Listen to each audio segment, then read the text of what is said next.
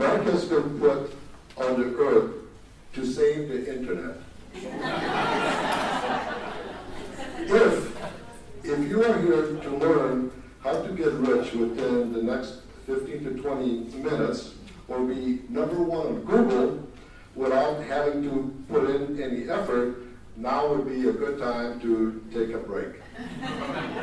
However, if you have value to offer and are willing to put in a little elbow grease, I think that you're really going to like what Mark has to say. Our group has heard him before, and I think he has a great message. So without further ado, Marc Ensign.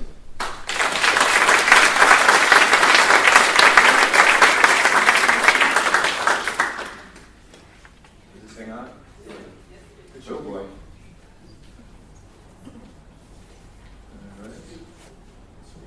Hello, hello. Is that good? You get higher? We good? Everybody good? I got a big mouth. Don't worry. Good here. Thank you. All right. My name is Mark, and I'm a dick. I should probably explain, shouldn't I? I'd like you to meet Dick. Dick is my neighbor. He's the first person that I met when I moved here about 4 months ago. I moved here from New Jersey. Now, for any of you that have ever moved a great distance, in our case it's about 1,200 miles, something happens after the initial excitement of walking through the door for the first time. You feel lost. You don't know you don't know where you are, you don't know anybody. You certainly are out here don't know where to get a good slice of pizza, especially if you're coming from New York, no offense. And you guys from the East Coast, you know what I'm talking about. And so, what's that? They have pizzas in the party bar? So I have, I do like any good procrastinator would do. And with a house full of boxes, I left my house, I grabbed my children, Isabella and Zachary, and we went for a walk. And lo and behold, I run into this guy. His name's Dick. He lives about 8 houses down. And I came running, walking across the street with his dog Gracie to come introduce himself to me and my kids. Hi, my name is Dick. Welcome to the neighborhood. You must have just moved in down the street. I'd love to hear your story. Where are you from? And then he sat there and he listened. And we talked and listened, told him our story. It was time to talk to, he also introduced himself to my kids. But he didn't introduce himself to my kids or talk to my kids. He did that. He talked to my kids, face to face, eye to eye. Gave them the respect that a 10-year-old and a 5-year-old are desperately in search of. And he was really kind to them and listened to them as intently as he listened to me. So then he goes into, well, I got to tell you, when you make a move like this, it's really tough. So you're going to have a hard time finding landscapers and plumbers and pool guys and good restaurants, forget the pizza. And but let me help you out. Give me your email address. I'm going to send you a document, an Excel spreadsheet that over the past couple of years that I've lived here, I've accumulated the best of the best. Anybody that you need is going to be on this list. I'll email it to you tonight, which he did. And so we talked a little more. And he said, one more thing. I know they don't have the high ceilings like they do here in Florida. So there's I know you're going to want to hang some pictures of those beautiful kids of yours. So what I'd like to do is, if you need a ladder, I have 2.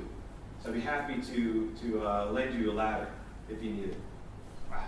Okay. Great. Thanks. And then we went about our way, finished our walk, went back in, and that was the end of that. The next day, I go out for walking the dog, and I run into, there's Gracie again, Dick's dog. Only this time it was attached to a different human being. This time it was a woman that was running across the street. And she said, oh, you must be Mark. So nice to meet you. I've heard so much about you. My name is Rita, I'm Dick's wife. So much about me. She heard so much about me. Wow, that's got to make you feel pretty good. So I was like, well, okay, yeah. And she goes, let me tell you, I don't know if your wife needs any help, but I'm a good decorator, and if she needs help, I'd love to help out. Now, just as a side note, my wife and I suck at decorating. We're we're beyond that would be an improvement. We are horrible at decorating. She doesn't think we're horrible at but I know we're horrible at that group. So she's like, come by my house, I'll give you a little tour, and we'll take a look around, and I'll show you some of the ideas that we had and will be implemented, and I'd be happy to help you. Great, so I go home, and then my wife, you're never gonna guess who I met. And so we don't know anybody, so I can pretty much be anybody. And so I met Dick's wife.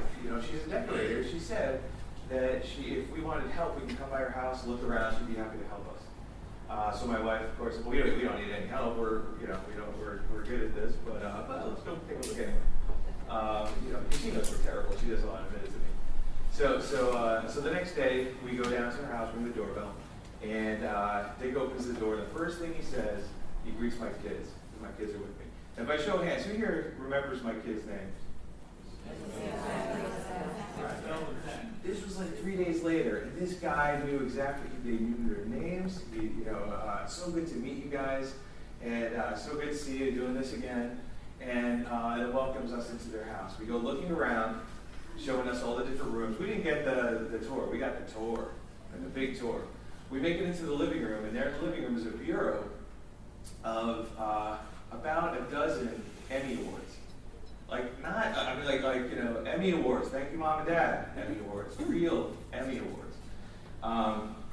Not just one, a dozen Emmy Awards. And so I go, Dick, what is up with the Emmy Awards? Where did these come from? Just a little something that I do. That's just a little something that I do. Too humble, I couldn't get it out of him. I had to sneak in and look at him. Apparently he's one of the head producers for a little show called ESPN's Wide World of Sports. This is who my neighbor is. This guy that became the ambassador of my neighborhood to me, invited me into the community. The first time I moved into this strange place, don't know anybody around here. We don't have family around here, we do nobody. We got off the truck and we're just, all right, this is our new home. But it didn't feel like home until I met Dick. And so I left there with this new ambassador of his community, welcoming me into his community. And I couldn't help but think that from now on, I'm going to be a dick to everybody I meet online. And the reason is because that's my community. That's where I live. I've spent my entire career, the past 12, 13 years, online, social media, SEO, web design, marketing. And the landscape has changed. This is not about sell, and how can I extract value from people around me. The landscape has changed to where now it's our turn as business owners to now start being a dick to everybody that we meet online. So I want to talk about what this means. So our first step in being a dick to everybody that we meet online is to be valuable. Now, when I first met this gentleman, he gave me a list of everything that I would need to know in our neighborhood. Who to call if we have a problem, if we need a plumber, if there's an emergency, if we need an ambulance, if there's a fire. I have 4 pages worth of phone numbers and information. Don't call this landscaper, call this one. Stuff that this guy accumulated over years of living here and has shared it with me. Not keeping it to himself, sharing it openly, honestly. Here, take this. This will help you. Save me a ton of money, save me a ton of time. So my question to you is, are you doing that online? Are you taking all the information, all the knowledge that you have, that you've grown, that you've studied, that you've worked on, all the years in school, all the books that you've read, and are you giving that away to the people that you meet online, through your website, through social media? And what if you were? What if you were to take everything that you know, start compiling it into books, blogs, web pages, white papers, and started giving it away? Without this going on, without a little bit of, hey, if you give me that, I'll give you this, but instead just openly gave it, educated your visitors, gave away so much valuable information, people just don't even know what to do with it all. I'll tell you what will happen. Your search engine ranking will rise because your ideal clients, the people that you really want to meet and talk to and hang out with and do business with, will be searching for answers, and you're the one that has the answers, and you're giving those answers away. If you're on social media, you're not the one that's just regurgitating and barfing up links to your blog every day. You're actually giving away valuable information that other people want to share and they want to give away. You're out there giving as much value as you can. Now what happens is, if I give you enough value, and I give you enough information, and I help walk you through something, and I help you solve a problem that you haven't been able to solve, when it comes time to hire somebody to do the job that I do, are you going to go to the guy with the 5-page sales website? Or are you going to go to the guy with 100 pages of quality, high-end answers that you've been looking for, that's been helping you, that's been walking you through the process? Pretty clear. I think you're going to go with the one that's been helping, or at least give them a shot. And then if you're, then it becomes about other things. But they're going to give you a shot. And it's all about being valuable. Because gone are the days where we get to sell, and all we have to do is get somebody onto our website, and we sell them, and we sell them, and we sell them, and we pitch them, we tell them how great we are. We have to start adding value, giving back to those folks. Be humble. This is our next one. Now, if I actually watched the Emmys, I would probably tweet about it. Let alone if I went to the Emmys, let alone if I was nominated for an Emmy, let alone if I won an Emmy, let alone if I won a dozen Emmys. Dick won 12 Emmys, at least. There's probably more. I mean, he probably had some in his closet, who knows, trunk of his car. He had at least 12 of them. And, that's a little something I do. Wow. Like, I would have that thing surgically implanted on my face if I won an Emmy. And it just, that didn't define him. That was just something that he did. And no doubt he's proud about it and everything else, but very humble. Very, very humble. So how are we doing that online? Well, I mean, this is the day and age of the guru, rock star, ninja, diva, whatever. I'm an SEO guru. I'm a social media rock star. All these other this is all about portraying ourselves as being the best of the best. We're experts. We know everything. Look at us. We're the it's this posturing that's going on online that turns off so many people. We posture with this idea that we have to promote ourselves as the experts, as the best that there is, when the person on the other end is looking for another human being to interact with. Will you ever introduce yourself, walk up to somebody at a networking event and be like, hey, how you doing? I'm the best that there is. I'm a guru, ninja, rock star. Doesn't get any better than me. This is it. Or would you be a little more humble? Talk about, oh yeah, I do this thing, and here's what I do, and here's how I do that, here's how I've helped people, and we get that kind of information out.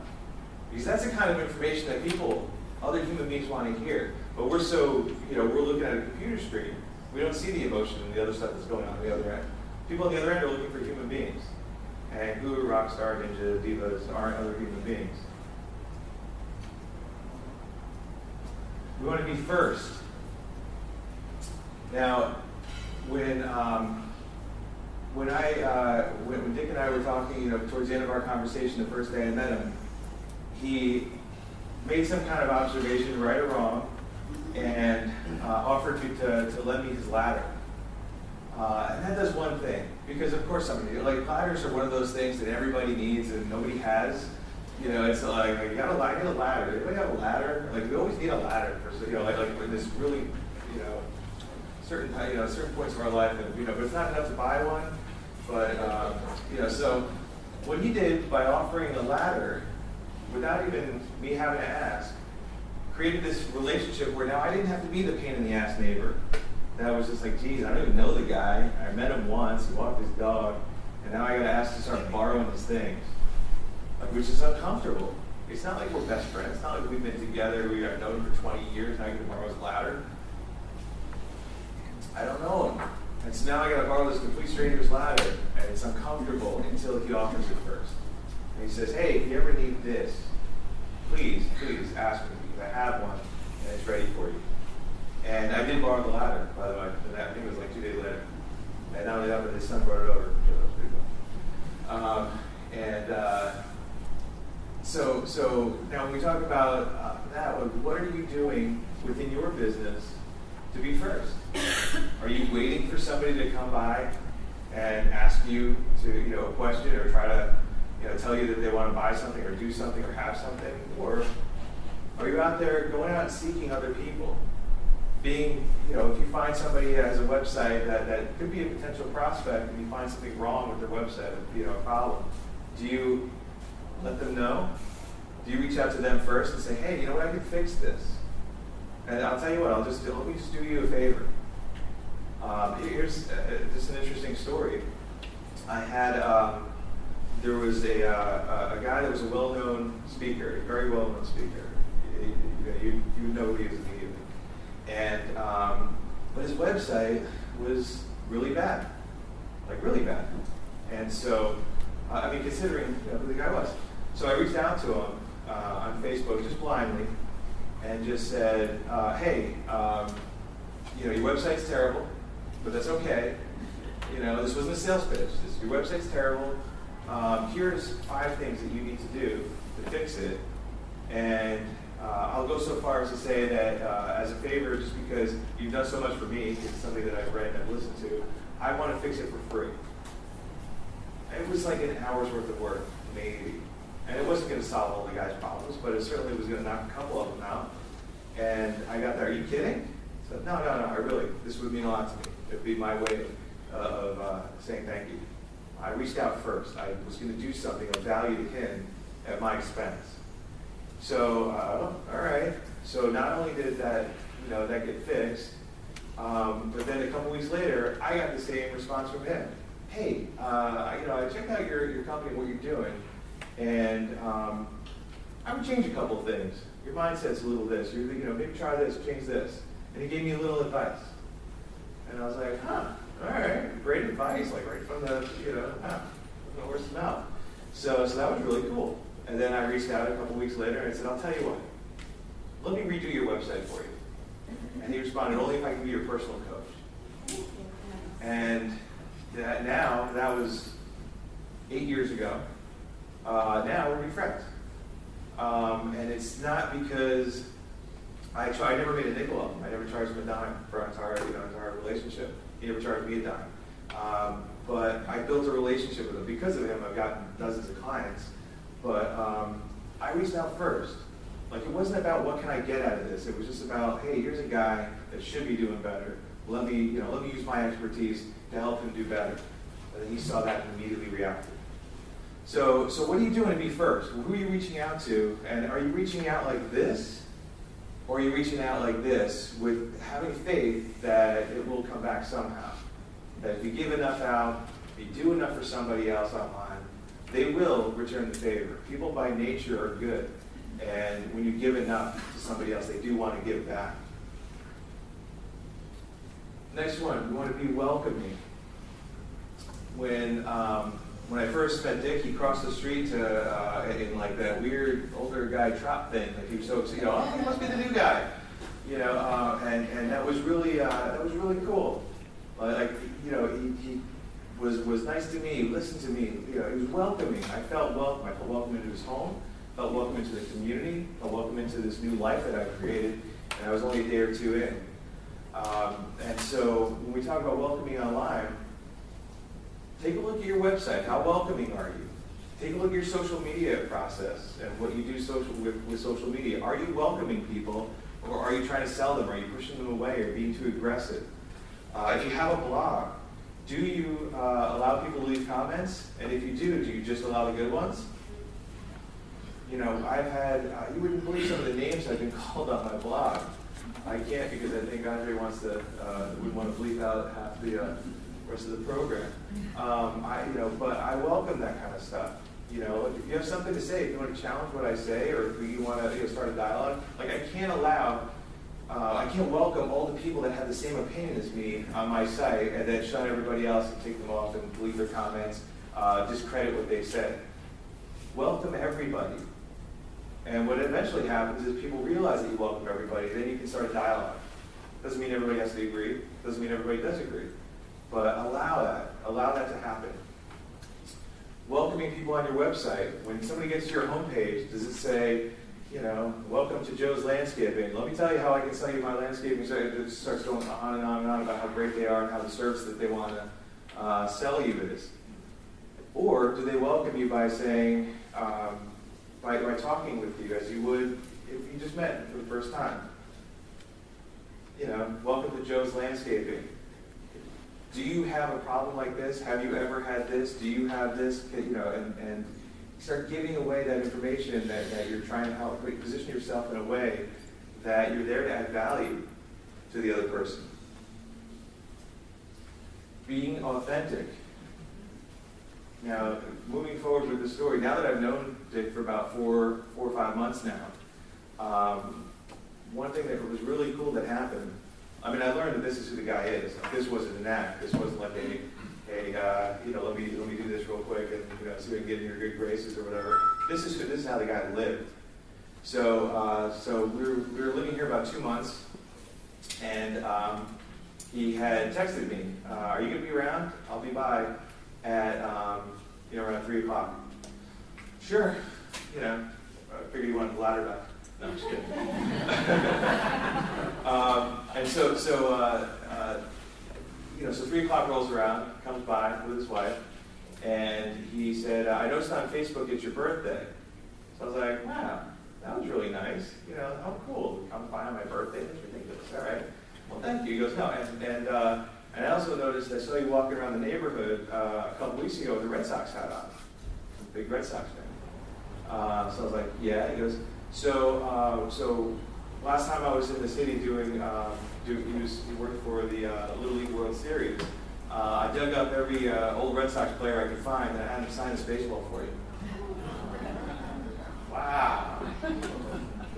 Like all the old, like a bunch of old players that were at the game. He went around and found other Red Sox players and had them sign a baseball. And it was funny because he put it in a Ziploc bag, like, you know, it was a little dressed up thing, but no, it was in a Ziploc bag, which is funny. But, wow. I mean, he saw me in a Red Sox shirt, a Red Sox hat, and then he went out and did this. And it didn't cost him a nickel, but not something that you just couldn't buy. This is about being authentic. This is what runs through his veins. So when we talk about that online, you know, what does that mean? How are you being authentic? Are you just, or you know, if you're the guy that's out there, that's adding value and giving back to the community, doing all this stuff, are you doing it with, you know, authentically? Or are you doing it to try to get something? Because people can smell a salesperson a mile away. But if you can constantly give that back and add value, connect with people on a human level, because, you know, digital, human, I mean, but on a human level, and be authentic, and translate that into your social media, how you handle social media, how you handle your website, how you handle blogging, how you handle your entire personality online. What is that going to mean? And what will that do for you?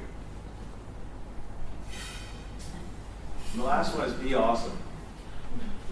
Now, I don't know how many of you guys here have kids, but when you make my kids feel good, like that's just, I mean, you are on a whole different level as far as I'm concerned.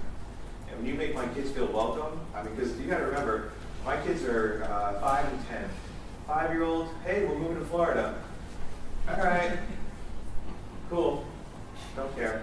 My 10-year-old, we literally had to pull her like using the jaws of life, away from her friends, her school, everything that she knew, and she was planted. And so it was the hardest thing to throw her in a car with all of our stuff and drive 1,200 miles, unpack, have her look around, and nothing looks familiar. She doesn't get it. And so to make her feel welcome, to make my son feel welcome, to make them feel good, is awesome. I mean, it just does not get any better than that for me. So my question to you is, what exactly are you doing online to be awesome? You know, we talk about USPs and unique selling propositions. What makes you different? If you're, how are you better than the next one, and all this other kind of stuff. And those are great questions. And but what comes from that question is, my USP is that I, family oriented. You come up with some kind of elevatory, technical jargon, business speak pitch that nobody really understands, and you don't really understand or live by, because it's just, it's an exercise that the business coach told you to do, or you read in the book or something like that. But when you're asked, what are you doing to be awesome? It makes you look at it a little different. It makes you see your clients a little different. It makes you see how you can interact with your clients a little different, and how you can take that and how you treat people offline, and how you can parlay that into your voice online, on social media. Like there's, we talk about, what's the trick to social media? The trick is that there is no trick. The trick to being successful on social media is to be human. Social media is about connecting people. The problem with social media is that we've turned this into a statistic. What's your, engagement and your ROI and all this other kind of stuff. It's like asking what's the ROI on your relationship with your wife, which you should not do. It never goes well.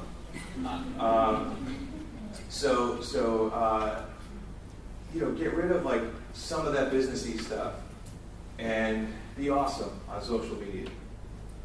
Put on that cape and then sign into Facebook and see what you can do that would be awesome. It's not just about the, oh, hey, somebody has a funny video of a guy jumping off the parachute didn't open, and so I'm just going to share it. Like find something that's awesome that you can do. Because here's how all this kind of comes into play. The digital world and the real world have merged. There is no more, we can have this relationship here, and then when we get there, it's going to be different. It can't be. I have to be the same person online that I am in this room, and vice versa. I can't pretend that I'm sitting behind this computer and I can do one thing, and then in real life, do something else. I can't give all this value away online, and then come, when I get a client, screw them, because I'm like, hey, I got the client, they fell for it. It doesn't work that way. I can't stand up in front of this room and talk about, give value, do all this kind of stuff, and then go back to my website and charge people $1,000 a minute to read my blog post. It just doesn't work that way. You have to be the same person because the two areas have combined. We're all connected, and I can't tell you how many people I've run into. One of my friends that started out as a reader of my blog, started following me on Twitter. I had told him that I was moving, I made an announcement on Twitter that I was moving to Tampa. If anybody out there knows anybody that can help me, please let me know. And this gentleman came up and said, hey, I live in Tampa. I've lived here for 30 years. I'd love to show you around, introduce you to some people. I'll take you out for a beer and buy you a Tampa Bay Rays t-shirt. No, he knows a Red Sox fan.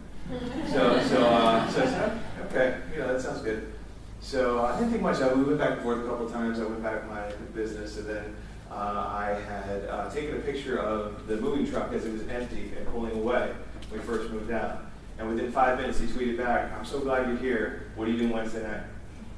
So, all right, let's go. So we went out, and first thing he asked me when we sat down was, you've done so much to help me. What can I do to help you? So I said, oh wow, okay. Well, I don't know anybody. I'm in the market for a new BFF. So if you know anybody, I'm taking applications.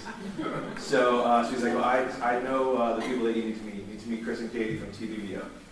That was the first person he told me to meet. So the next day or 2 days later, I was late to my meeting with Katie by about 20 minutes.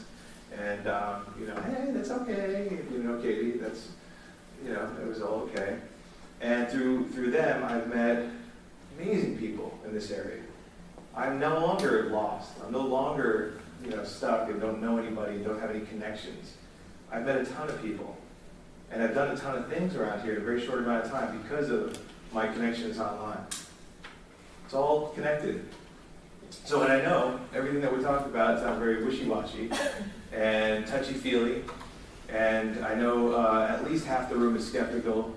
And yeah, okay, so I'm going to give away value and this is going to come. But here's something to think about. What if this was you? Valuable, humble, first, welcoming, authentic, and awesome. Not the guy on the right, that doesn't have to be, although that would be cool. But what if that was you? What if that's how you lived your life online and in business? Isn't it fair to say that business as you now know it would be totally different? You wouldn't be stuck behind nonsense like recessions, and because there's a recession, the housing market is down, all that kind of stuff. I'm sorry, but there were a lot of people in the housing market that made money during the recession. There were a lot of businesses that grew. We grew 1,200%.